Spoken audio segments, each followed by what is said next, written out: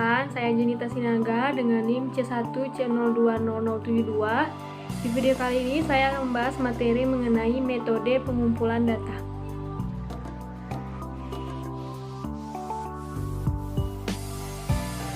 Yang pertama ada sumber data.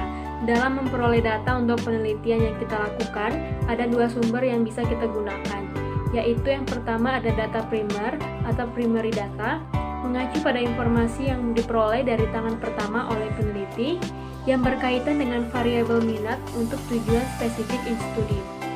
Sumber data primer diantaranya adalah responden individu, kelompok fokus, dan panel yang secara khusus ditentukan oleh peneliti.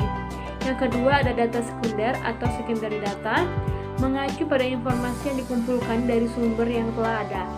Sumber data sekunder ini dapat diperoleh dari catatan atau dokumentasi perusahaan, publikasi pemerintah, analisis industri oleh media, situs web, internet, dan lain sebagainya.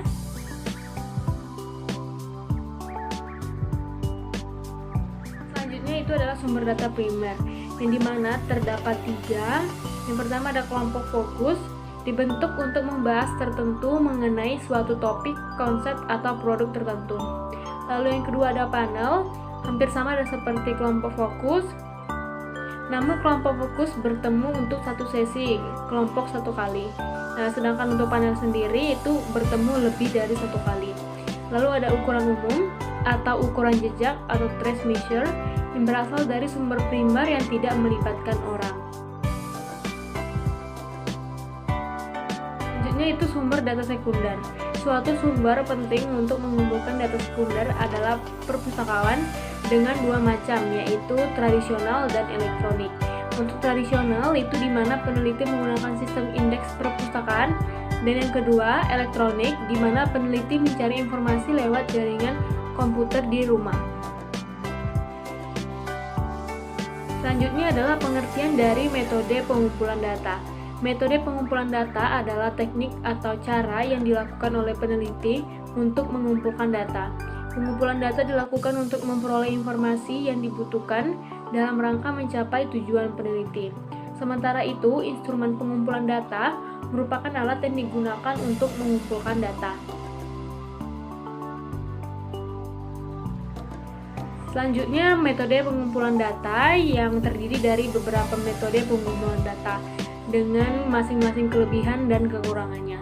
Masalah yang diteliti dengan penggunaan metode yang tepat sangat meningkatkan nilai penelitian.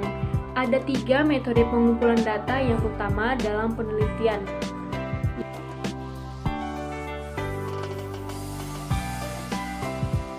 Ada wawancara, kuesioner, dan observasi. Untuk pengertian dari wawancara adalah suatu proses interaksi dan komunikasi antara peneliti dengan responden, di mana pewawancara diharapkan menyampaikan pertanyaan kepada responden secara lisan, merangsang responden untuk menjawabnya, menggali jawaban lebih jauh bila dikehendaki, dan mencatatnya. Dan untuk pengertian dari kuesioner adalah daftar pertanyaan tertulis yang telah dirumuskan sebelumnya yang akan dijawab oleh responden dan biasanya dalam alternatif yang didefinisikan dengan jelas. Lalu yang ketiga ada observasi. Survei observasional dilakukan dengan mengamati orang dalam lingkungan kerja mereka sehari-hari atau dalam situasi lab.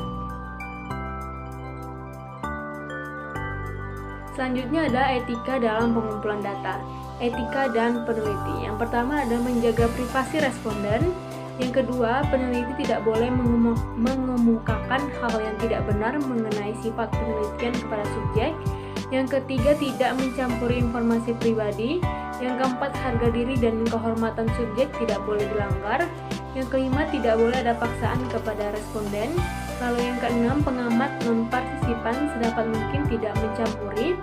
Lalu ada yang ketujuh, dalam studi lab, subjek harus diberitahu sepenuhnya mengenai alasan eksperimen.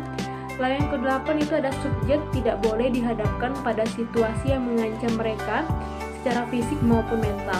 Lalu yang kesembilan, tidak boleh ada penyampaian yang salah atau distorsi dalam melaporkan hasil pengumpulan data.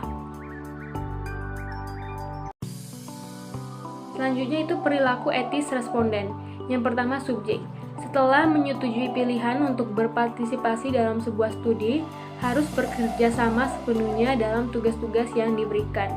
Lalu ada yang kedua, responden juga wajib menyampaikan respon secara benar-benar dan jujur.